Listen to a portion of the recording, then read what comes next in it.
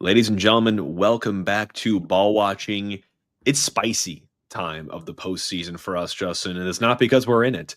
It's because we are in it just in a very different way. As this fan base, this podcast, us personally, Justin, we wait for some savior to come down from the heavens and take this club to the heavens, right? To the places we want it to be in, to playoffs. Right? That's a first step, right, Justin?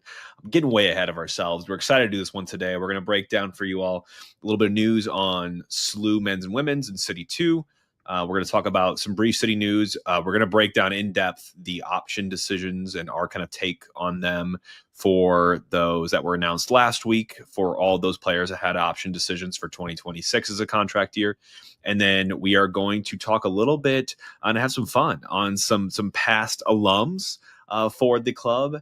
And maybe we'll talk a little bit of the playoffs on how we're feeling as those have just gotten kicked off as well here, Justin. But anything else you want to chat about, apprise us up before we get started? No, I feel like you were very dramatic in how you started this, but to be fair, I feel like everybody's been dramatic with everything that's been going on. So it's a nice little kickoff here. But yeah, I think we've got a lot to cover. So let's hop into it, Jake. Do it. So we're going to go fast here in this beginning because we do have a lot to get through here. But SLU, near and dear to our hearts, both men's and women's programs are booking their tickets in very, very high seeds for the A10 Conference Championship. And many of those games, spoiler, will be here in St. Louis because of where they've positioned themselves. The women finished the season with a W over Fordham. It was a little bit of a fluky goal, but the girls do pick up number 2 seed for the A10 championship. They are going to be playing at home on November 1st, Saturday at 2 p.m. And if they advance, they will also host the semifinal for the A10 tournament on Wednesday, November 5th at 7 p.m. Remember, they are not number 1, right? Dayton is. So if Dayton does get eliminated for whatever reason, they could end up hosting all 3 of those matches. So kudos to the women for getting it done against Fordham. And they did finish out against Loyola Chicago as their actual last game on Sunday. And they will be taking them on again. They might as well just stay in town because they'll be coming right back for that first meeting in the A10 conference tourney. For the men, I mean, how much more do you want here, Justin? They did get a draw as they were 16th ranked going into this. They're now dropping to 22, but they drew Loyola Chicago on Saturday and captured at least a share of the A10 crown for a regular season. They played a man down for like almost this entire game, so kudos to the team for getting a result and coming back for this one. Like I said, they're number 22 this week, checking in the rankings, and they will be taking on, a little gritty end of the season with a match against Rhode Island on Saturday, November 1st, where they're 3 points up on Davidson and Fordham. And if they can win here, they're clinching that number 1 spot. And every single game in the A10 tournament will go through St. Louis. So they will clinch home field all the way up to the finals if they are to win against Rhode Island on Saturday. That game is at 7 at Herman, and they will kick off the A10 tournament guaranteed on the next Friday, the 7th at 7 p.m. So playoff soccer, yeah, it ends for City 2, which we'll talk about here in a second, Justin, but the hopes are plenty alive here at SLU. Absolutely. And I think they're going to be, like you said, we're going to be hosting a lot of games. So playoff soccer may have ended from a city perspective, but it's not done in St. Louis City. So get to Herman Stadium and support those. We'll be kind of keeping up with those and letting you guys know when the actual game times are once the final seeding is complete. But again, if you are the higher seed, you are hosting in college soccer for your conference tournament. So good news for SLU, and hopefully they can keep it up and then make it to the big dance. So, but you kind of prefaced it, Jake. An unfortunate end for City 2 against Minnesota FC2. For the first time in more than 2 months, we had all 3 of our biggest offensive pieces with Joyner, McSorley, and Eskalainen together in the starting lineup for the MLS Next Pro Western Conference semifinal. But instead of that offense getting ready to fire off, kind of misfired.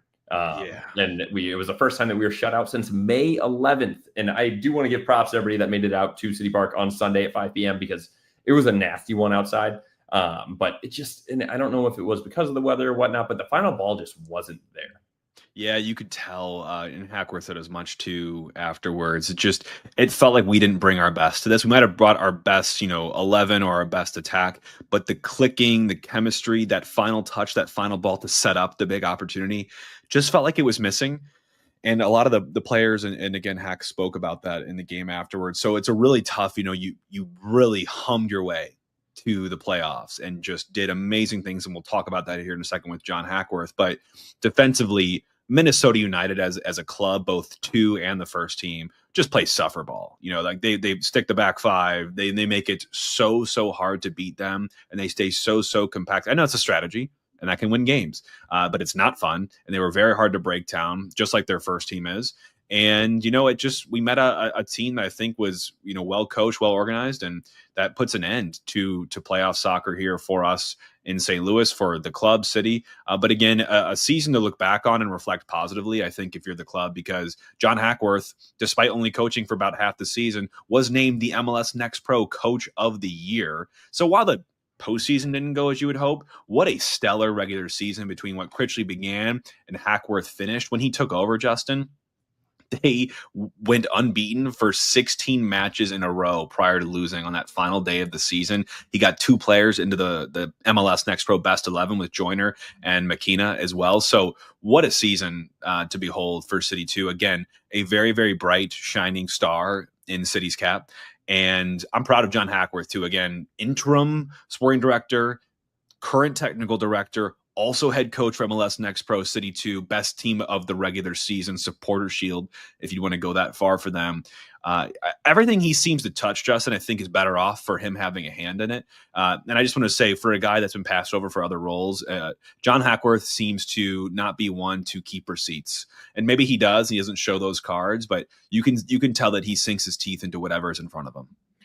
Hackworth is a genuine dude, Jake, and that's one that I just really hope that continues to stay in the organization, because to your point, other teams have to be sniffing at this and be like, holy shit, this guy is just doing the dirty work. And like, he's going to have his time to shine at some point. Who knows if it's going to be with us in the future or another club, but I would love for him to stay in the organization as long as possible, because 2 things, we're going to get on these player options here in a bit and kind of talk about the who's leaving, who's not. It gets a little kind of spicy there, as you already mentioned. But a huge positive in this club is not only the play on the field at City 2, but I would say that chemistry and that joy that those guys have together. Those young guys are, one, extremely strong technically and from a soccer sense, but also they just bring everybody together. You could see what they have with the fans. You could see what they have with Hack. You could see the locker room pictures. Those guys are a good vibe, and that's only going to be growing as our base of this club, and I'm looking forward to it.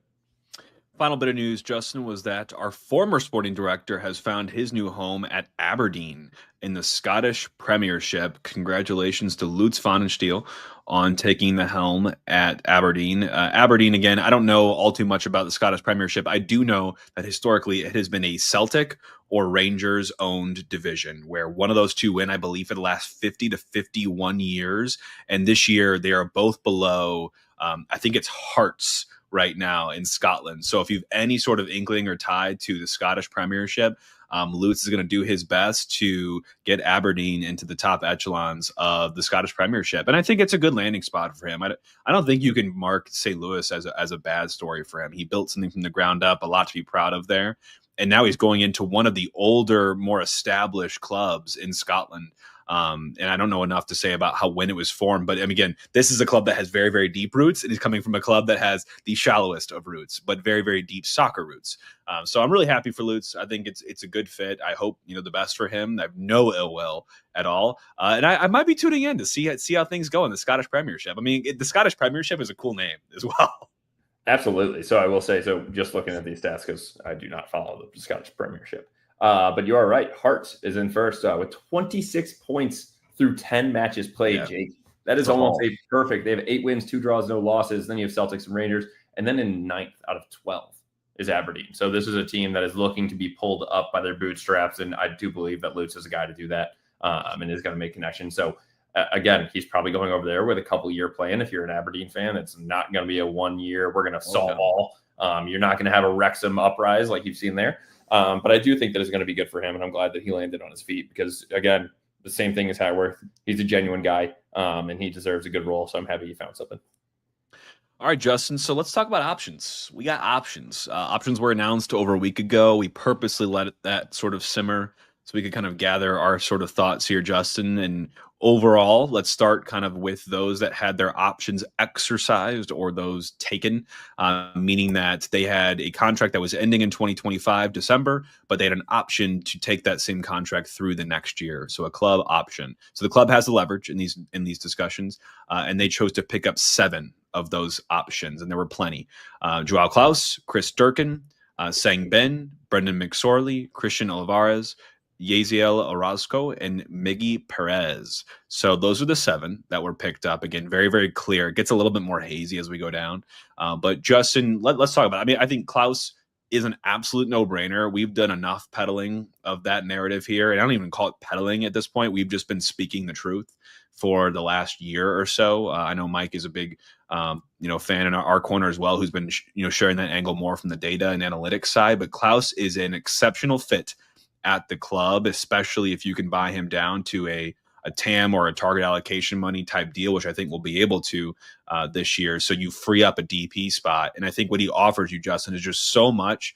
I don't know if I want to come in as a sporting director to this club and see your leading goal scorer from last year and your big, focal point up top just be gone, right? So I think it'd make a lot of sense.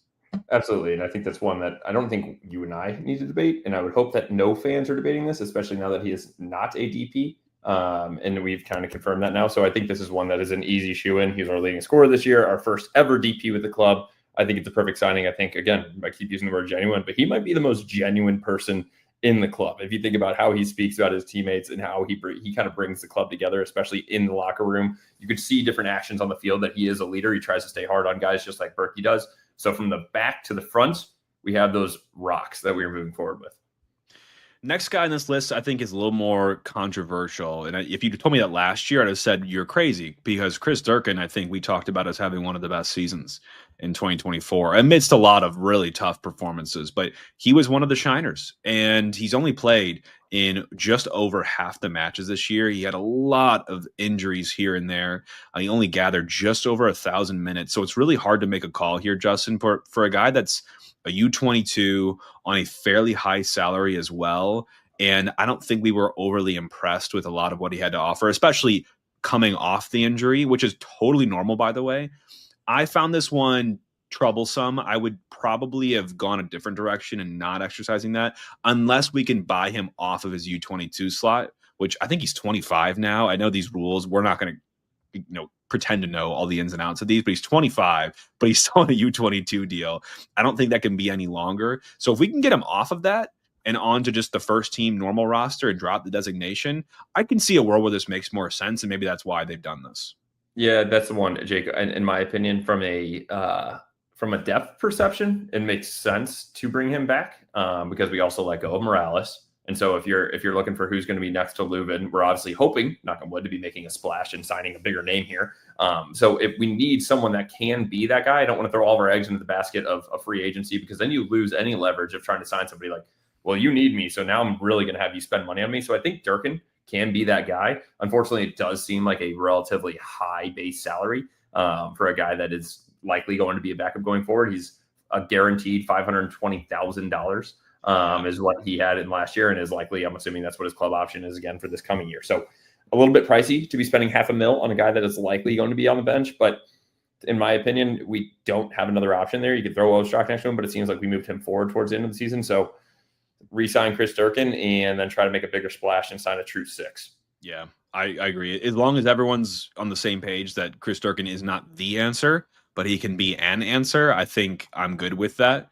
I can get behind it. Sang Ben, similar here, Justin, another U22 for us. I know we just got to see him.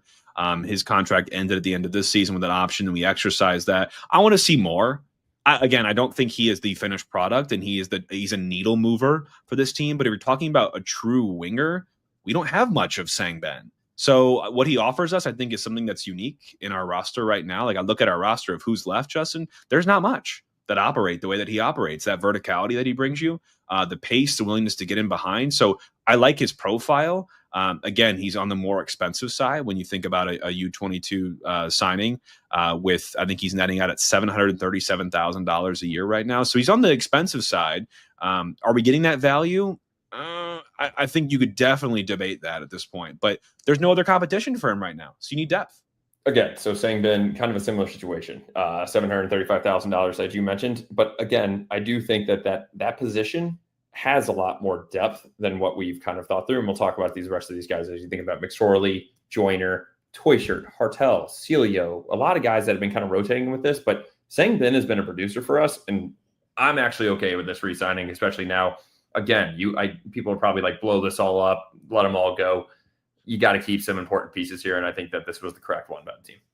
Yeah, so let's go through the next couple. I think these will be a little more brief conversations. McSorley, we kept as well. I think he showed a lot of promise, a lot of fight, a lot of really, really good mental instincts for a young player of his nature. And also, we've seen the goals from him as well. So when he was given the chance, I would say it's hard to go against him. He largely stood up to it. And he's good, I think, enough to offer a supplemental option off the bench. And, again, from a money perspective, he's cheap right now. Like for us, if this guy's got some MLS experience, showing some good promise, I think you want to see where this road takes you, at least for another year, and see if that's a guy that, you can count on for years to come, or if this is more of a flash in the pan, you've got a year to prove it.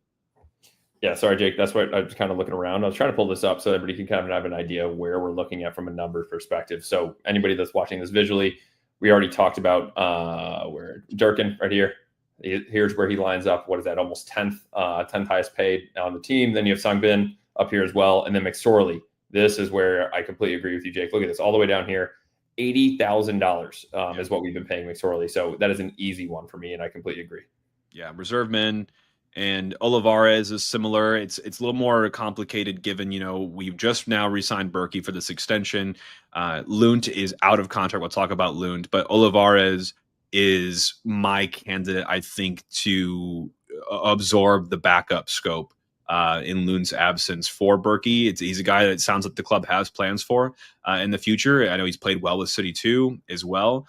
Do you put your backup, gloves in that of a younger player like Olivares and invest in him and get him minutes in cup competitions and whatnot? And do you really need a guy like Lund for backup? We needed Lund this year. I certainly think that paid off. He played well. But Olivares gets his option picked up, as well as Orozco and Perez. Perez, obviously, we didn't see anything from Miggy this year. Orozco, we saw a little bit of. Justin, anything stick out to you on either of these two players? Because Miggy had a good season for City. I do want to mention that I have full faith in Christian Olivares as well. 23-year-old, I think it's his time to step up. I do think that Ben Lund has done a great job, but if you can have a guy that is a little bit younger and can get him for half the price, let's let him learn underneath the Berkey. Yes, we just re-signed Berkey for 2 years plus an option. Let's let Olivares take the time to kind of take him underneath of his wing, right? And kind of grow from there, because who's better to learn from one of the best goalkeepers in the MLS currently? So Orozco and Miggy. Orozco, I do think, is a piece where kind of a utility guy, right? I think that he's one that if we don't, like, why not? And it's one where we'll talk about who we let go because of him, but I think I'm okay with actually keeping him. And then Miggy's been an odd one to me, Jake. Like, we shipped him off. He didn't get a whole lot of minutes in what I believe was San Antonio in the USL. Came back, has been doing well for City 2. So again, if they're seeing growth there, it's probably just holding it a little bit tighter. One of these two guys is hopefully one of those guys that is going to start to have a little bit more of a breakout, and you can sell for more. I don't see either of them being a main piece in the first team in the upcoming season, but again, why not keep them for the price that we're paying them? Yeah, and again, that's thing you're doing is you're tying them to your club for another year, and you're paying them the reserve minimum. So I mean, it's really not a huge sweat off the club's back, but you are looking to make your supplemental roster better, which we know has killed us this season. And I think these guys have MLS experience for the most part. We've seen Orozco in a subset of games, and I think he impressed in some. We saw some shortcomings in others. Can he take a step forward? And if not, you're free of him at the end of the year, or you tie him down, or you try to sell him. You have options. And I think these are the 7 that were picked up. Justin, let's talk about the 4 that were declined outright. So these 4 that we're going to talk about, there's flavors as we get further down, but these 4 are just done. They are not with the club anymore. There's no ongoing discussions. There's no recontracting. It's just done. And those 4 are Erasmus Alm, Alfredo Morales, Akil Watts, and Michael Vinsel. We saw a couple minutes of Alm this season. This isn't shocking. I think it's a bummer, right? Considering how poor his health has been since he joined us a couple of years back. I never really got to see what a healthy Alm was in a really good stretch. Morales, I was a little surprised by, but we have all the leverage here considering his age. I thought he was okay in the minutes that he gave us this season in the central midfield. Akil Watts, you and I, Justin, we don't hide on that topic. I think we're both agreeing with that option decline. And Wenzel, even with the crises with center back this year, Justin, we didn't really see a whole lot of him anyway. So do you have any big qualms on the contract options being declined?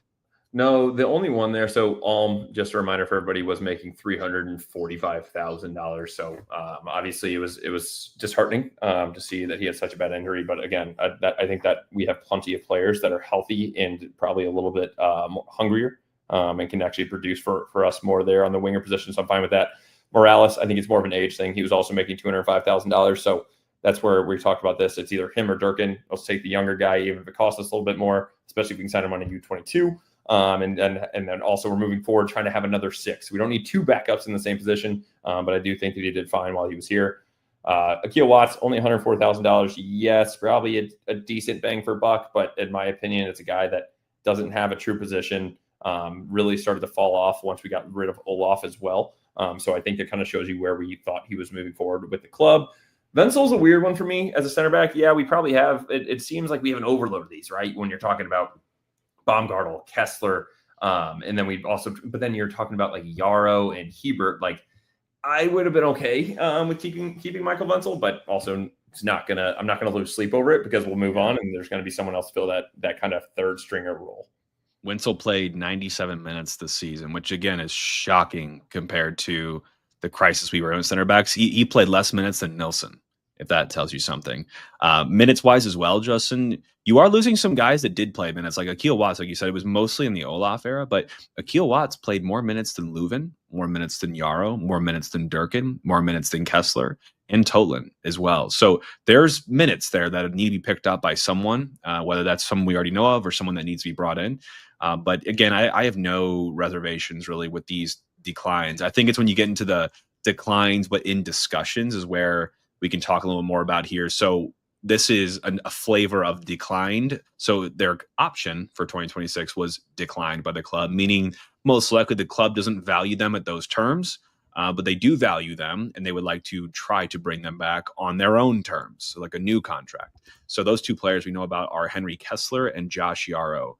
Kessler, I'm sure, shocked a lot of folks because of his contract option being declined, even though I think he's when healthy, our best defender at the club. And there's probably not many that can argue that. But with Henry Kessler, he's also expensive. We have his salary up. I think you were sharing screen, Justin. But I mean, he's in the 1.3 range, I believe, right now. And when you have a guy that you can't count on being available and fit and healthy that often, I don't know if you can really justify a forking over that amount of change for a center back. So I'm sure they're looking at, can we bring him down to a level that suits both parties? I bet they really want to prioritize his signature, given what we gave up for him and Tim Parker. But really, this trade has kind of been a wash for both clubs, considering Tim Parker's role at Red Bull and New England in his time there, and then Henry Kessler's role here. Just haven't seen the best of either of them. Yeah, Kess is 1.33 mil that we are paying him. But I want to get your thoughts, Jake, on what was up with his Instagram. For anybody that didn't see it, I think it's worth at least bringing in here. And it's really just like all of his highlights of what he was doing. I'm going to share screens real quick on like him walking around, walking into the stadium, a couple highlights here or there. But the thing that you got to notice is that I did not have a caption on it. It just had the song Linger by Roy Elvis. So it's like, and it's definitely, and it's the most Kess thing ever. If you follow him on Instagram, he's like, I'm a big arch guy, and just goes down to the arch. And like, there it is. There's an arch picture. And so I just wonder, like, is he lingering because we're trying to re-sign him? And maybe he doesn't know either. So that's what he's kind of getting at here is like, I got this highlight video. Someone made it for me. I'm going to throw it on Instagram. No caption, not going to say anything. Just going to say, I'm kind of lingering around. What are your thoughts? I'm going to hop out on a limb here, Justin. Hot take of the day. There's probably never been a highlight video shared by a player to the song Linger. I'm just going to put that out there. I don't think that has ever happened before, but it's a damn good song choice, Henry Kessler. If you're listening, I appreciate it. Yeah, I think he's going to be brought back. I think the club is, again, you got to keep good talent and guys that like St. Louis here the best you can. And you can't be, bent over for it either, right? You got to do it in a way that's responsible in building this roster. So I'm hoping that he comes back. I do have a feeling he will come back. Josh Yarrow is interesting because you look at a lot of these outgoings, Justin, Yarrow Kessler, both center backs. You see another defender, center back with Michael Winsel being declined as well. So there's clearly, quite a need now at center back as of today. I do not think Josh Yarrow will be back with the club. I'm sure they're looking to get him down even more from his salary. And maybe Josh wants to play. Maybe he wants to finish out his years actually playing. And I do not see that happening at this club if we want to be responsible, right? I think we've seen some of the gap, reveal itself more so this year. And we weren't willing to go back to that once Critchley took the reins. So I think we know what we have right now in Josh Yarrow. And vibes aside, I don't think he is in the future for the sporting department here. So do you have any issues on that, Justin? No, just want to give a quick shout out for anybody that I know we have. And Josh Yarrow, I take it all back when I said most genuine was Klaus. Josh Yarrow is probably the most genuine guy on the team, but unfortunately that is not correlating on the field like it is for Klaus. You can see in the numbers here. Going to give a quick shout out to our friend Chat City Tactics. Michael did a nice write-up on what he thought of all the options, but I thought this graphic here kind of showing his percentile rank in a single MLS season was the most telling on where this guy's been. I know he's tried his hardest, but unfortunately this is a business, and I don't see Josh Yarrow needing to be a part of the club going forward. In discussions, but contract over, and this was not because he had an option. His contract was just up, no option years, was Ben Lund. He was the only one in this category. And we kind of already broached it, Justin. I think you and I are both on the same page of not anything against him, but let him go. He's capable, showed that this season he could be another good backup in MLS for any other club if he would like to continue in that capacity. But I don't think the fit is necessarily here anymore if we're looking to do more of a succession plan for when Roman finally calls time in a couple of years. I think Olivares is probably our future. They did say they're in discussions with him, though. However, I do not know what his preferences or his desire are as a player, right? Like maybe he just wants to stay here and be a part of the picture, or maybe he wants to go play somewhere. Is that MLS? Is that USL Championship? There's a lot of quality there. He showed it in his shot something abilities earlier on this season in Berkey's absence. So I wish the best for him, but I do not think that it's here. I completely agree with you. I already mentioned it earlier. I'm an Olivares guy, and I will be going forward. I do want to give a shout out to Ben Luke because any content they put out with him was pretty funny. Remember whenever Edu got his haircut? That was one of the hardest times I've laughed on those reels they posted. So another good vibes guy, but I do think that the club can do better on the field moving forward with Olivares. So decisions pending as of the announcement. So things they have not yet made a decision on are on Seth Antwi, Jaden Reed, and Joey Zielinski.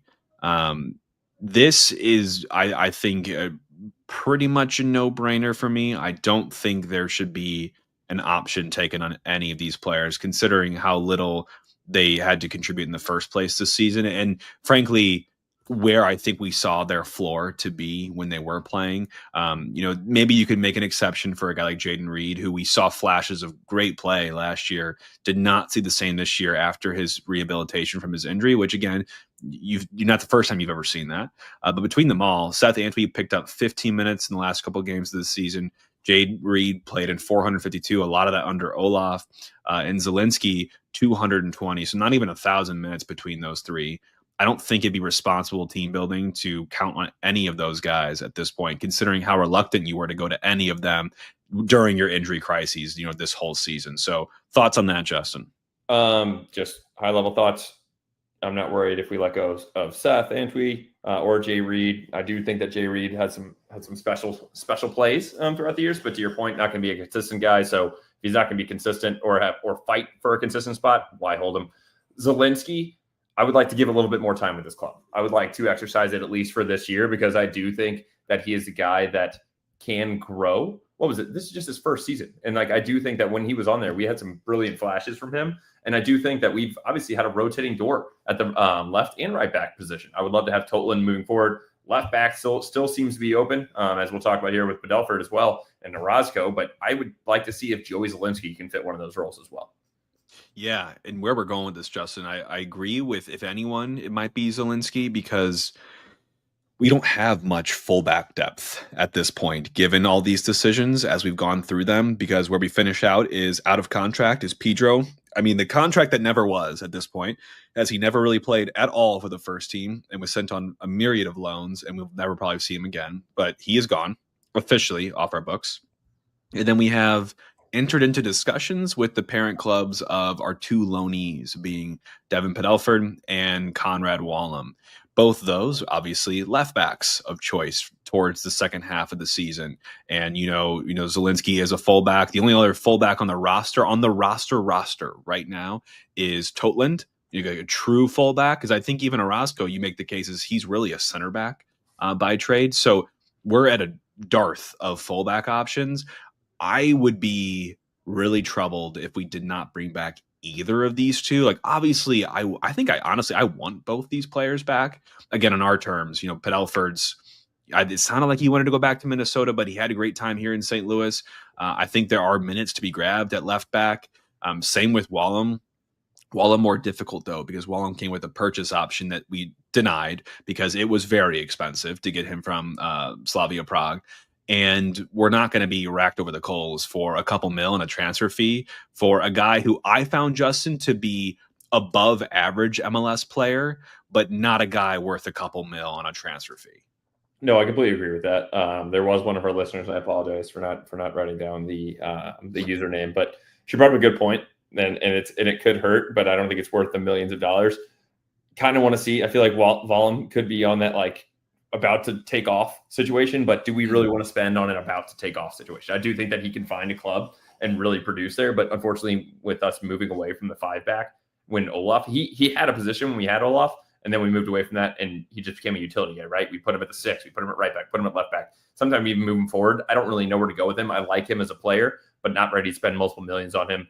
And then Padelford, yeah, I think he was a stronger left back than what I thought he would be. And apparently they absolutely love him in the locker room. He's one of the funniest dudes they have. So from a glue guy, yeah, I'd love to have him as well. But ultimately, neither of these guys are our choices. So we're kind of hanging in the balance there for what City can do.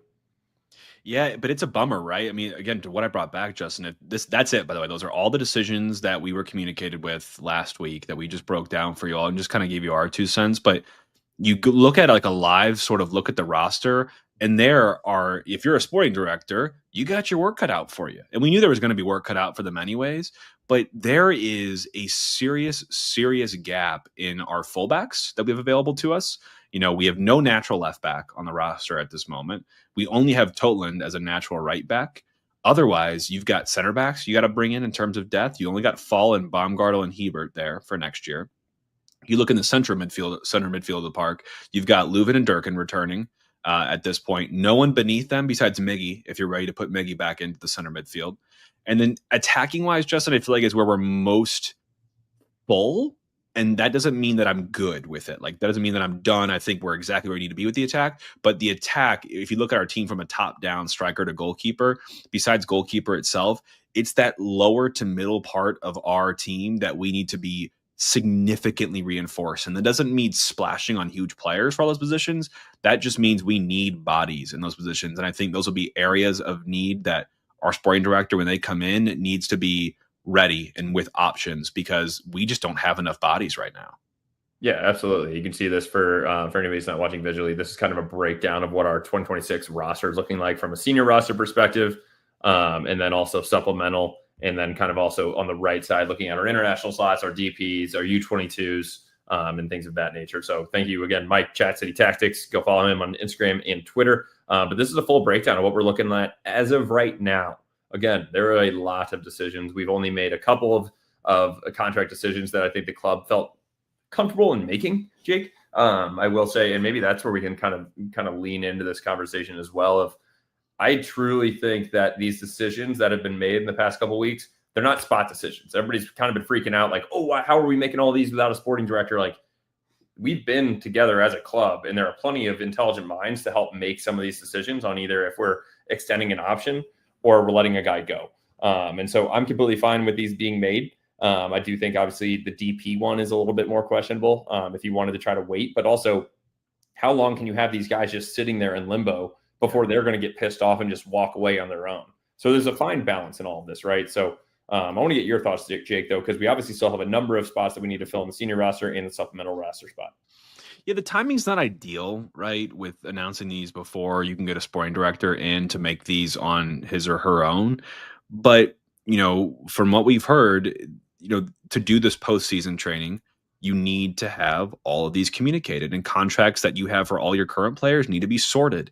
That's part of the CBA. I don't have the exact paragraph I can pull up for you all, but that is why these decisions were made.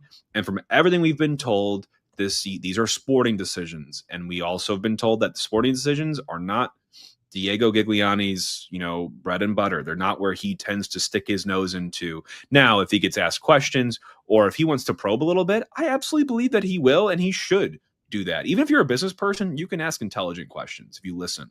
And I believe that's probably the extent of what he's doing. Otherwise, these are being made by John Hackworth, by other assistant coaches, and by any sort of scouting or sporting staff that does have coaching, playing, technical sort of background. So I'm not here to peddle any sort of narrative that Diego is in a power grab here. And that's what I tried to speak to a little bit last week, or just, I know I wasn't able to get you on at that time, but I mean, this idea that we're kind of being in a little bit of like a coup, right, of the club, I think there's just no objective evidence to sort of back that up. So all we have to believe is what we've been told in interviews, and like our own, Justin, like if you all want to go hear Diego talk about his role, go back to our interview. I believe it's in the first 20 or so minutes. We legitimately ask him to explain it to dumb people, those two people being us.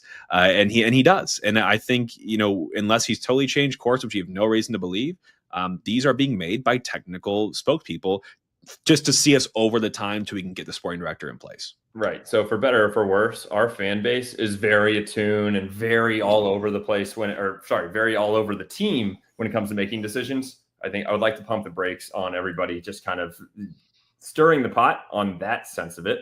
And I would like to say that, my opinion, do not think that Diego is the one making these decisions. I would think that they are trusting into, if Hack would like to ask him for some input, I think it's ultimately those guys like a Hackworth and a technical director, the other coaches that have been involved in the actual sporting and are seeing these guys on a day-to-day. Diego is so high level from a GM perspective or president that he is not going to be watching training and seeing where these guys are. He doesn't know the locker room vibe. So I don't think he's the one that is actually making these decisions, Jake. And that's where I'm standing with all this. And I get the confusion and the frustration. It's a tough time. Like, we just haven't heard a lot. And these are two focal people, being the sporting director and the head coach, that we just don't have at all right now and haven't had for months. So, Justin, I know you and I are, on our tippy toes, expecting an announcement very, very soon here, incoming from the club. I mean, because you can't let it fester much longer. I think we've heard end of month as a target timeline. We've heard recently the last, maybe 1 or 2 weeks as a timeline. So if I'm you all, toggle those notifications on. I would be shocked if we get to the end of next week, that being November 7th, and we have not heard who our new sporting director is.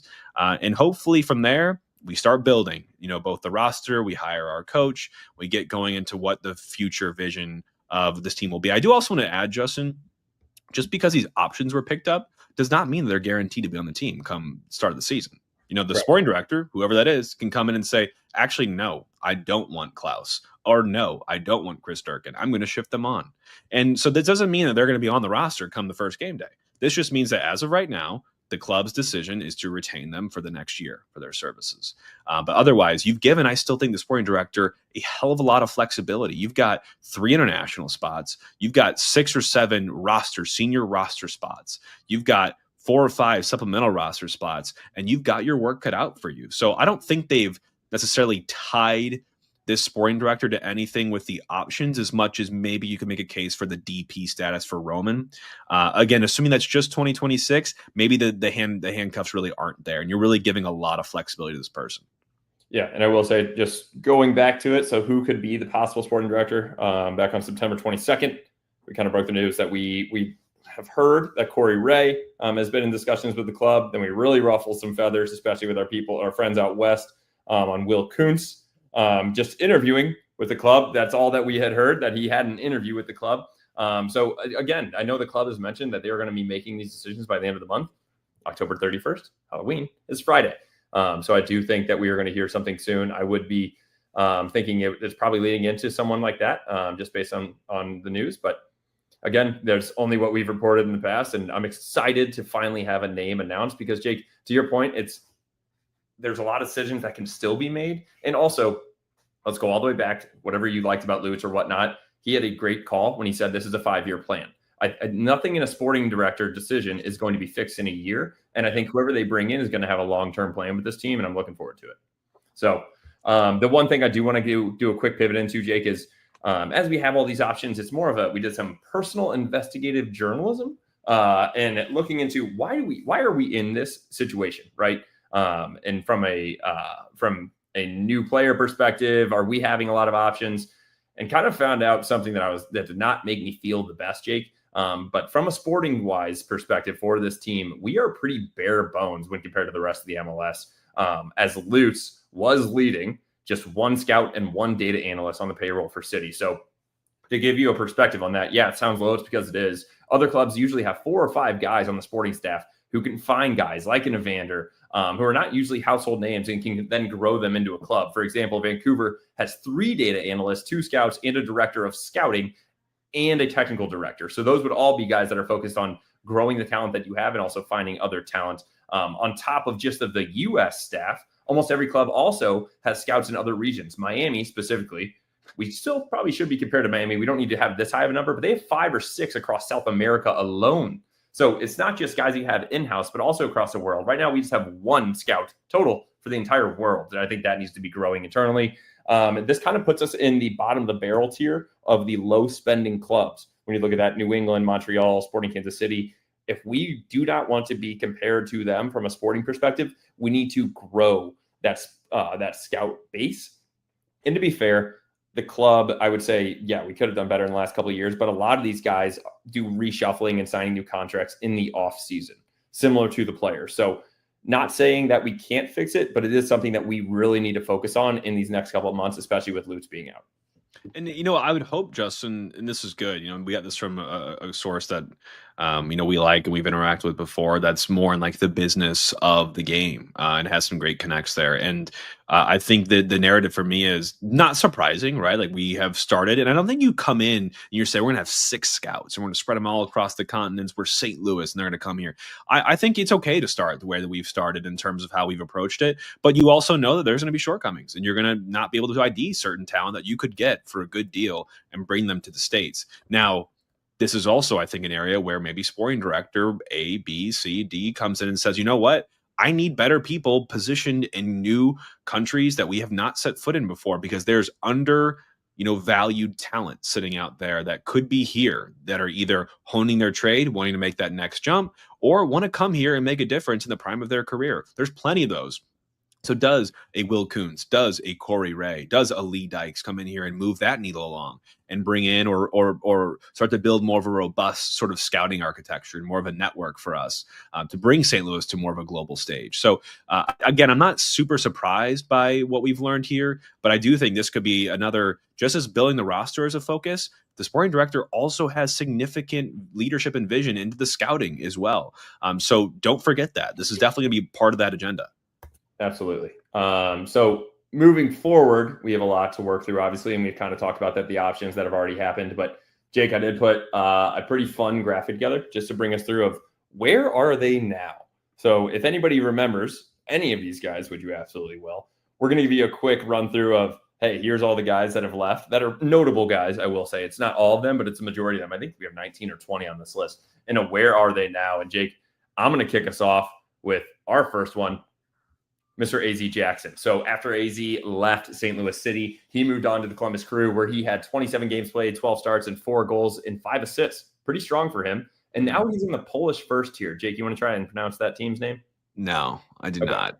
Me neither. And he has played 10 games for them with 2 starts, 0 goals, and 0 assists. Oof. So hasn't really found his footing there yet. Jake, I'll let you take the next one here. Timmy P. Tim Parker went to Red Bull via the trade with Kessler. He played 7 games there, 4 starts, 1 goal. He went to Red Bull in the offseason, back to where he began. And he's played 13 games this season for them. They did not make the playoffs. They broke their seasons-long record of making the playoffs. Made 10 starts and scored a goal with them, but not the same as Defender of the Year Tim Parker we knew here. No, absolutely not. This one kind of hurt, Jake, just to see how he's bounced around. But Nico Gioacchini, obviously, when he left, he went to Como. When he was there, they were Serie B. Now they're Serie A. But so he had 9 games there, 0 starts, 0 goals. He was loaned to FC Cincinnati for the MLS, if you remember last season, for a couple games. 8 games, 6 starts, 0 goals, 0 assists. But now he's in the Greek first tier. He's played 22 games with them with 8 starts, 2 goals, and assists. So now it does seem like Nico is starting to find his footing a little bit more back overseas, which I'd love to see. The Nico thing can't be forgotten, Justin. Before we move to Olaf, by the way, this is hilarious. The Nico thing, I think, might have been Lutz's best masterpiece at the club. Getting Nico Joaquin to produce the way that he did in 2023, and then knowing to sell high when that value is there to a club like Como, who, of course, turned around when Nico got there and decided they wanted to be competing for Serie A in Italy.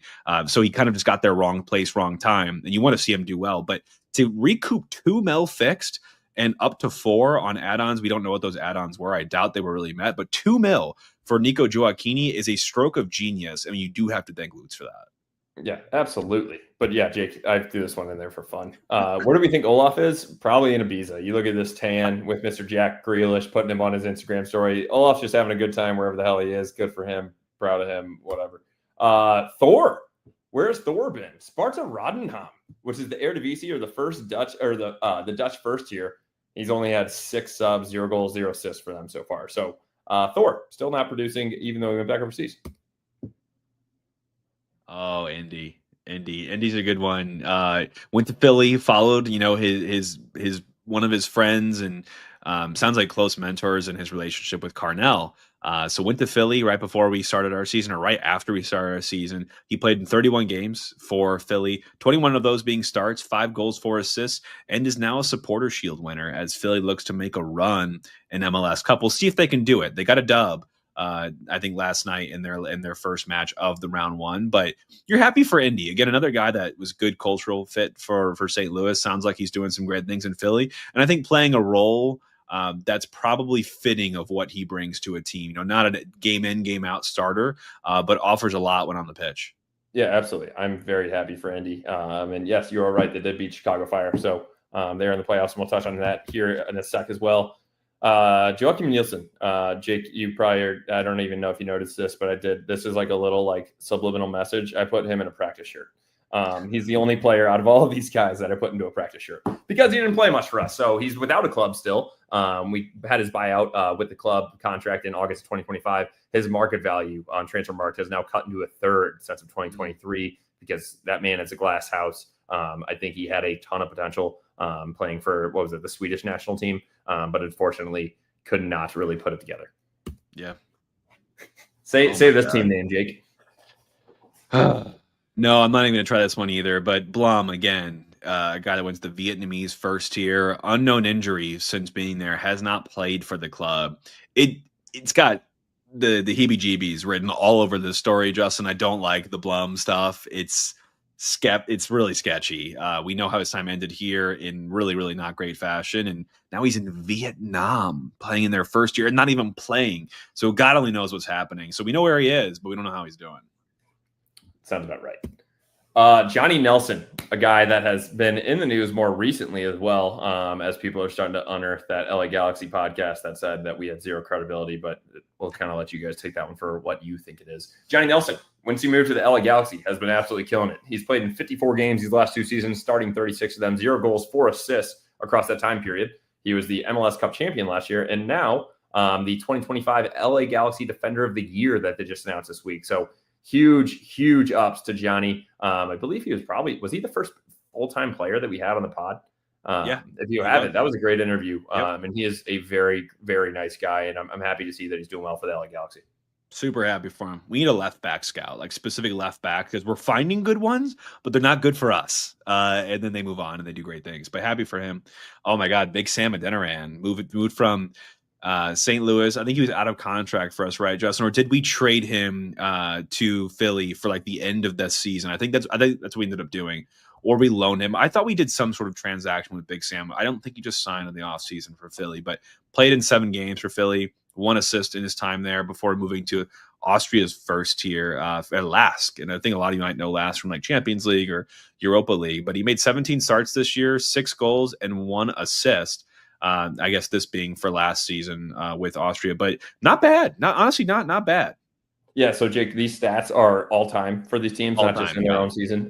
So however they've done since they've left for those teams. And you are correct. We received a guaranteed $150,000 game when we transferred him back on July 18th of 2024. That could be reached up to $450,000 if certain performance-based incentives were met. I'm going to go ahead and say that 7 games played with 0 goals and 1 assist. We didn't get that additional money. Yeah. But props to Big Sam for doing it over in Austria. Anthony Markanek, I think if people have heard about him enough this season. That's been kind of a wonder kid thing that's been going on up in Minnesota. He's 31 games played for them, starting 23 of those, 9 goals and 1 assist. And yes, Jake, I did this math on this one. He scored 82% of his shots on target, which is first in the MLS by a long shot. And that's for people that have scored at least 9 goals. Like, yeah, there might be some dude that subbed in, scored a goal on his one shot, but might not even be there. 82% of his shots on target. Somehow he's just finding the back of the net in every way, shape, or form. Another left back that left before we could get use out of them. Just another bummer, man. I mean, you saw flashes of it here, but it was a really polarizing figure with the fan base, and he had a couple, gross red cards, and all of a sudden he's gone. And we got him for nothing either, but that'd have been fun to have. But another left back here, Giannis Horn. Left back, Seth left center back, who we had on loan for all of the remaining part of 24 and into the first half of 2025 for us. He went back to Rapid Vienna in the Austrian league and played 19 games for them, made 17 starts, 1 goal, 2 assists. By all intents and purposes, that's a player that's playing in a good league for a good team that's in that league, and that walked right into the 11 and started almost every game he got. So proud of Horn. I think we all knew he was a quality player. Just probably wasn't the right fit here given our system change. Yeah, I also want to call out, and I'll update this before we throw the post out there, but that is technically the Bundesliga. It's the Austrian Bundesliga. Yeah. So I will clarify that before we put all this out there. But then also, I'm going to get into, Jake, this is a quick little trio of our boys over at DC United, all 2025 Wooden Spoon winners, by the way. I didn't have the space to fit that all in theirs, but I wanted to start with Jared Stroud. He has had a great time over in DC United as well. 62 games played, 47 starts. In 2024, he had 3 goals and 10 assists. He did not have any goals or assists this season, and they won the Wooden Spoon. I don't care. Like, he might be one of my favorite City players of all time. I think that dude just like, he bled that City red for all of 23. Bartlett too. Yeah, we got a string of DC players on here. 62 games played, 60 starts for DC, 2 goals, 5 assists. Led the team in minutes last season in 24. And this season, he was 4th in MLS in aerial duels won. So he's still a machine when the ball's in the air. But that defense was leaky for DC this year. Jose Kojima is the last of the DC crew that is still there. 29 games played, 20 starts. For those of you who don't remember, you probably saw a lot of people saying, like, oh, what could have been? Why did we let him go? We did not protect him in the supplemental draft, the expansion draft. And he was then picked up and sent to DC United for some GAM from San Diego. So he has 29 games played, 20 starts, 2 goals, 0 assists. He did recently launch the Kojima Method mentoring program, which is one that's where people probably started to see that in the news a little bit. This guy is so intelligent. If you remember, Jake, for anybody, I went back and watched it to confirm it. He met with the most MLS clubs during the draft. And also for each of those clubs, he brought a tactical analysis on how he could fit in that club, which is just absolutely insane. Wake Forest grad, extremely intelligent guy. And I would like to see his MLS career grow, but you know that he's always going to land on his feet if he doesn't, because he is so smart and he's already doing his own mentoring program. Guy's a coach's wet dream. Seriously, like, he shows up, you're like, this is the guy. I don't even care how good you are. I love this work ethic and mentality. Oh my God, Nicholas Duer at Randers FC in Denmark's first year, 40 games played this season, or with them, since we did not find room for him on our starting roster somehow, or really even give him a chance to show that. But 40 games played, 2 goals, 5 assists. Again, another left back that has gone on to play meaningful minutes in a league that I wouldn't say is equitable to MLS, probably close. But in Denmark, it just you just really are curious, Justin, about the strategy here. Like, just we get as many left backs as possible. We kind of treat them really harshly. Like, if you mess up, you're gone. Like, and there's no coming back for any of you. I know. And that's where we're still kind of struggling. We look at Padelford, Vollum, Orozco, Reed, Zielinski. We don't know what's going on in the left back position. And it's kind of been a thorn in our side ever since Johnny Nelson left. And if you remember, Johnny left after he got a red card, and then it's just, they wouldn't put him back in. Yeah. And then it comes out that he had a contract offer. He didn't appreciate it. He turned it down. And they're like, well, guess what? You're just not going to play at all this season. Go. A little bit of a tough rotation there at the left back position for City. Jake Nowinski. This is one that unfortunately kind of left and always like a bad taste in my mouth, not because of Jake, but just how it happened. If you remember, people were reporting like, oh, they declined his option. And then he's like, no one's told me. Yeah, no one told me. So he's still without a club. We declined his option in 2024. His market value has been cut in half since 2023. And that's just going to happen, right? If you're not on a club or you're not playing, there's no reason that they're just going to hold you at the same value. So a tough move for him.